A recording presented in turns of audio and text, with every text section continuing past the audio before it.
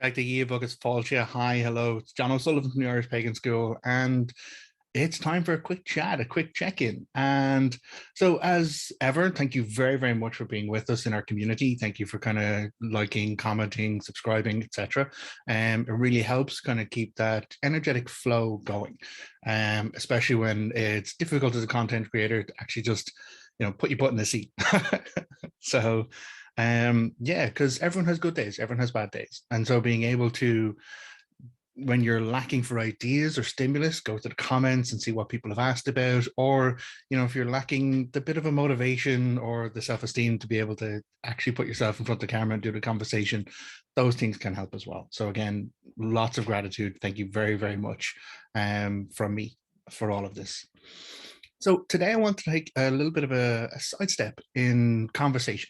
Now, you've heard me talk about the Irish lore, you've heard me talk about the Morrigan, the Dagda, Oma was the last conversation, one about Lou. And, again, I'm absolutely loving the fact that there is such a good conversation, the more people are asking questions about it. So it's great. But there's one thing that I would like to kind of talk about, which is one of those fundamental things that people kind of expect, but don't really clarify in many, many types of spiritual practices, which is sensitivity. Now, what I'm talking about here isn't just emotional sensitivity or mental sensitivity, physical sensitivity, like it's everything in essence. And this kind of experiencing or being sensitive or being open to, impressions and spiritual kind of connection and that kind of right relationship that we talk about here at the Irish Pagan School.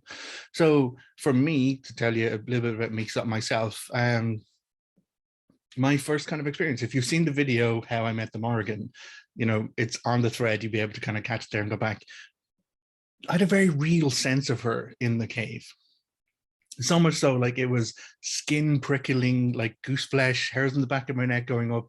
There was a very visceral, real, physical response to the sensations of the Morrigan in that space.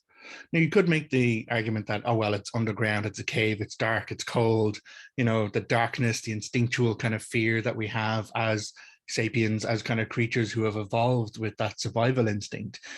Maybe it's those kind of triggers, but when you kind of begin to build that relationship, when you get to the point where you understand a deity, where you've studied enough of the language, you've had enough kind of gentle experiences, and you've built up to that kind of right relationship that we always talk about, this core quiveness, where you are very familiar with the sound of their own voice, and as much the sound of your own voice, your internal kind of voice, your internal monologue as well, so that you're able to pick up when the messages or when the experiences or when the energy is not coming of yourself, when it's actually coming from a particular source, be it the Dagda or the Morrigan or any other form of deity.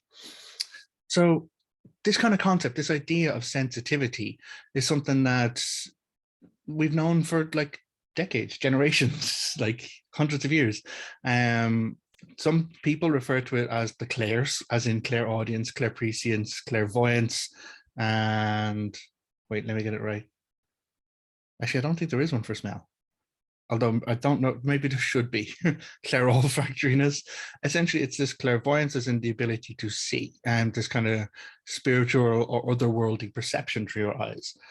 Clairaudience as in the ability to hear. You hear like sound that's not being generated via sound waves in the regular sense.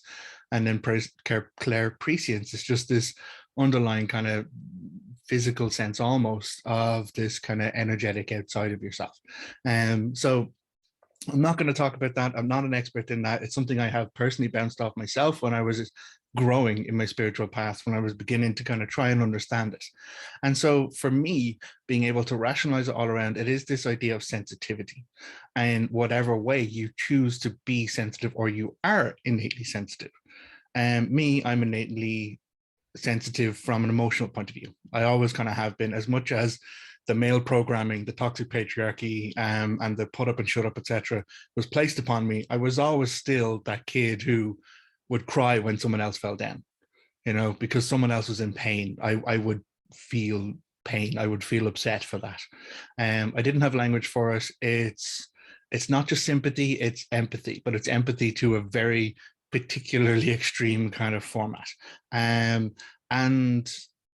it took me a while to be able to kind of rationalize that, to be able to kind of balance a healthy sense of self in order to combat those exterior kind of emotional impacts, those exterior kind of sensitivities or oversensitivity. Much like any particular skill, it takes time, it takes practice, it takes consistent conscious awareness to be able to get to the point where you have built a level of comfort with the skill and then a level of expertise with the skill to be able to really get it right, or more importantly, do it safely.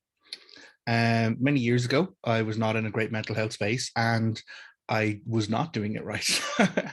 This idea, this experience, this innate empathic nature of me, this innate kind of taking on of other people's emotions, was very useful in some ways. I know I helped a number of people who I'm still very grateful to have known in my life, even if I don't communicate with them anymore. I'm still very proud of every single one of those people. But there was an underlying element of me kind of overdoing it, this need to be emotionally connected, this need to be kind of emotionally valuable. As I've mentioned, I have had a previous abusive relationship and a lack of emotional availability around those. So it went too far the other way. Essentially, I was becoming addicted to the emotional connection. Now, it was never physical, like it wasn't even about any of that. It was literally just people needed me, and I was the person who could lighten their burden for them, make them laugh, or be there when they could cry. And then it was, as they always say, it's easier to take care of someone else's problems than to take care of your own. And so that's what I was doing. I was running around solving every other problem I could come across without actually addressing my own underlying challenges. So what that led to was this mishmash of empathic kind of detritus or detritus, depending on which way you pronounce it, or like this energetic flotsam that had kind of built up over time. And I had no sense of ego anymore. I had no sense of myself because I had become too sensitive to other people's emotions. Walking down streets in Dublin, like you walk down O'Connell Street, the main street in Dublin, and a particular time of day, it can be very, very busy. You can't walk straight. You have to bend it. Well, a big guy like me just has to bend his shoulders out of the way, sidestep. But invariably, I would brush off someone, or if I could touch someone, and I was taking on board the emotional impact of where they were at that time. And I had become overly sensitive. I'd become completely too sensitive to what was going on around me. And that led to even worse mental health issues because, other people's anger placed upon me. Now, I've talked about this concept about the Irish language, this word orm. When we talk about emotion in Irish, we talk about tá brón orm, which isn't I am sad, it's the sadness is on me. And it was a realization of that language shift, the fact that, the emotion can be on me, but then it can also be off me. And it was beginning to build up that awareness of the language that really helped me break the back of this very tough cycle. So in order to kind of insulate myself from being overly sensitive to other people's emotions, I had to kind of cultivate an awareness of my own sense of self, this idea of ego. If you study psychology, there's kind of there's many different types and many different kind of fundamental approaches to it. But there is this idea of the id and the ego. The id being like the deeper subconscious kind of elements of your existence, and a lot of kind of functionality, like breathing is a function of your subconscious state. It's not an active conscious process. In fact, if I tell you to start thinking about your breath, that's where meditation comes from, because you're shifting what is an automatic process from an unconscious mind to a conscious process, something that you're then taking direct mental control over. And that's how you're able to shift gears. So there's a lot of kind of neuroscience involved, there's a lot of psychology involved with meditation and awareness around your breathing practices. But if you're walking down the road talking to someone and then you tell someone, like, think about taking your next step, a lot of times they might stumble, because that shift from the unconscious to the conscious kind of control is like shifting gears in a car. It's not always going to go smoothly. So when I talk about this ego state, I'm not talking about an excessive amount of ego where you're full of yourself, you're kind of just all up in your own kind of head about how great and glorious you are. I'm talking about a fundamental sense of self as a human being. You know, I am John O'Sullivan. I am son of Jack and Carmel. You know, I come from Dublin, North Dublin, County Dublin, you know, born in Ireland. You know, I am a big nerd. You know, I like to read books. I act like it's all of these things that we know about ourselves to help us not define ourselves, but help us to be consciously aware of who and how we are. You know, I love hugs.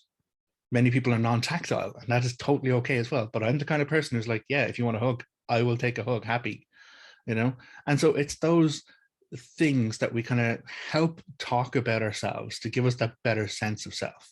And through the awareness of self, that healthy ego sense of self, it's you become much more capable, or I personally became much more capable to filter out when emotional states that were upon me were not of me.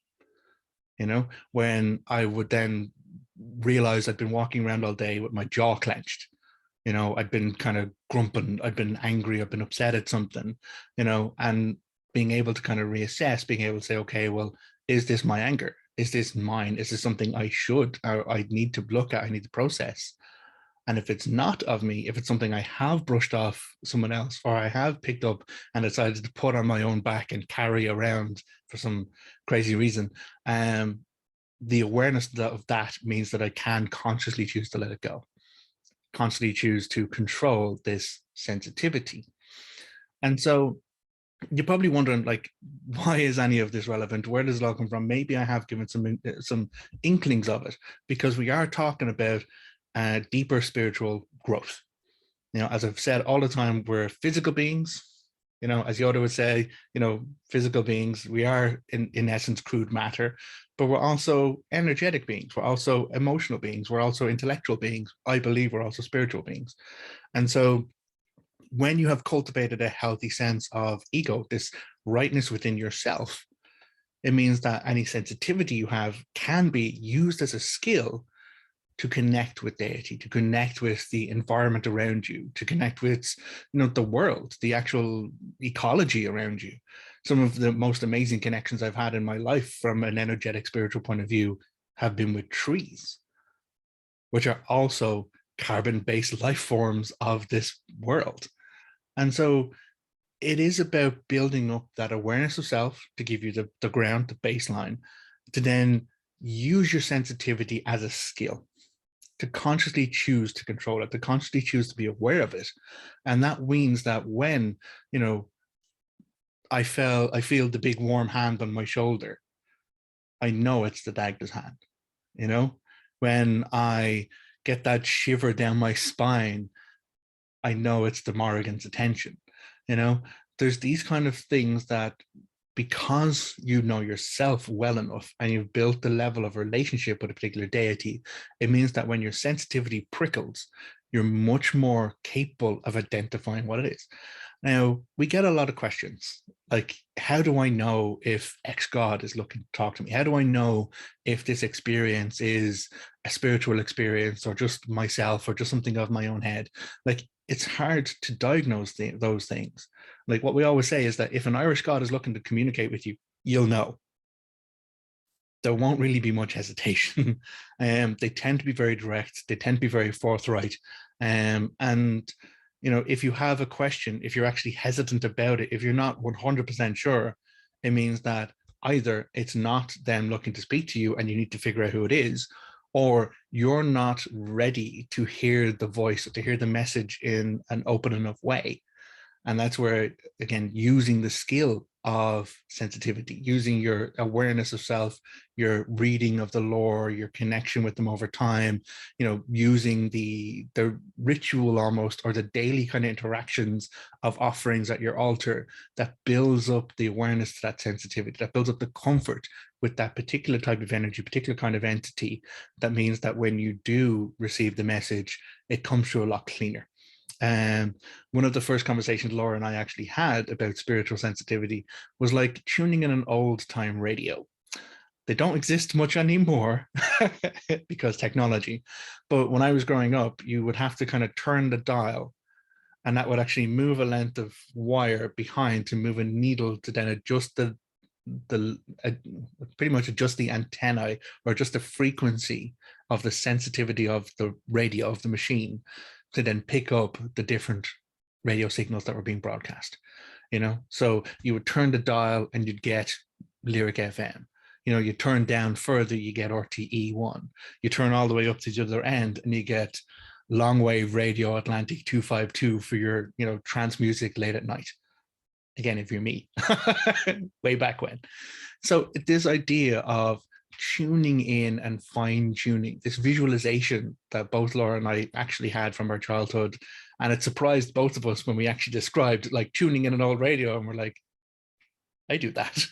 It is that level of control and skill with sensitivity that actually kind of helps settle in those connections and helps kind of grow those connections. So not many people kind of take the time to talk about that baseline. I know I've come across people in my time who was like, what, you don't kind of hear them, you don't see them. And, that's because for the other person, it's such a strong connection for them. It's such a casual thing for them. It's something they've always kind of grown up with or experienced, this, be it clairaudience, them hearing, or clairvoyance, them seeing, but there is this kind of barrier sometimes, especially if someone is new, especially if someone is feeling this sensitivity to spiritual growth, but not having the language and not having the visualization or the awareness or the sense of self to do it safely. I have, unfortunately, in my time, met many people who have lost themselves because they were not able to regulate that sensitivity. They were not able to fine tune in to themselves, their sense of self, their sense of healthy ego. And it can be very, very challenging. And so one thing that we do talk about here at the Irish Pagan School is responsibility, and responsibility in practice. And we don't do initiations. We just don't. That's not what any of this is about. If you're coming to the school, you're coming for learning and teaching. We're teaching about the lore, we're teaching about the information, we're teaching about our own experiences.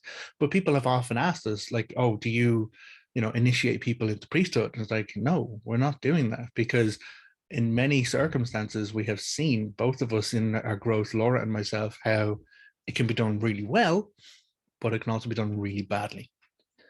And so it is about maybe giving the baseline skills, the baseline tool sets, is what I'm really driving at today. And if we don't take the time to talk about sensitivity, as much as you might be, a person might be light sensitive, they're sitting in a darkened room, someone turns on the light, it's like, oh, your eyes kind of take time to adjust, or sound sensitive, a truck goes past, blaring horn on the road, and like you flinch because the noise just like hits you. There is also a spiritual sensitivity. It is possible to get, well, the way I phrased it and my experience of it is spiritual burnout. It's where there is a very large and impactful spiritual sensation, but the person was not able to regulate their sensitivity to that, which means almost like some kind of flash going off, a camera flash, when cameras had flashes. Sorry, in my mind, I'm thinking about roll up, like, film cameras, but yes, cameras still have flashes. Camera phones have flashes. So if you imagine like you're just standing there talking, someone flashes you right in the eye, there is a very significant circumstance. But if you have been flashed before, to blink your eyes really quickly, and then you'll be able to deal with it, or if you have been caught by very loud sounds before, you'll know to step away, muffle your ears, breathe deeply to kind of pass yourself through the moment of that oversensitivity. And so the same can actually apply from a spiritual point of view. The same can actually happen from a spiritual point of view. And if no one actually takes time to talk about it, if no one says like, yeah, you know what you're actually suffering from? You're actually just suffering from a spiritual flash blind. Something has actually happened. It's taken too much. Your brain is having a difficulty processing the information. So you need to find your way to step back. How do you find your way to step back? By going to your sense of self, by going to that sense of healthy ego, where you're able to, rationalize it back. Hi, yeah, I woke up this morning, I got up, I had my breakfast, I took my shower. It's all very mundane stuff. but it's that healthy awareness of self, that healthy awareness of the mundane that can help balance the oversensitivity to the spiritual at times. And then what you find over time is that the mundane and the spiritual intermingle, and you live. A friend of mine, actually, Gina, phrase it. I absolutely love her phrase. It's living a daily spiritual existence, like living in spirit, is how she phrases it. And it's the idea that, like, the spirit is happening all around you, but you're still moving through it in your own way, looking to your own mundane and emotional needs, your physical needs, your intellectual needs, as much as your spiritual needs. And it becomes this whole smoother, integrated existence of a multifaceted organism, which is what every single one of us is. We're not just a single monotact thing. We are a multifaceted gemstone of existence that needs to be adjusted sometimes, so that we're not, cracking in the right way, or, sparking in the wrong way. So I really hope some of that has made sense. Again, it's something that has been on my mind. It's, again, I always like to try and come to these videos with, like, what did I want to know? You know what? If I was able to talk to young John 20 years ago, 25 years ago, quite a while ago, what would I want him to know? How would I want him to be aware of those skills and to talk about it as a skill? It's not something that's just ephemeral, either you're touched or you're not touched or whatever.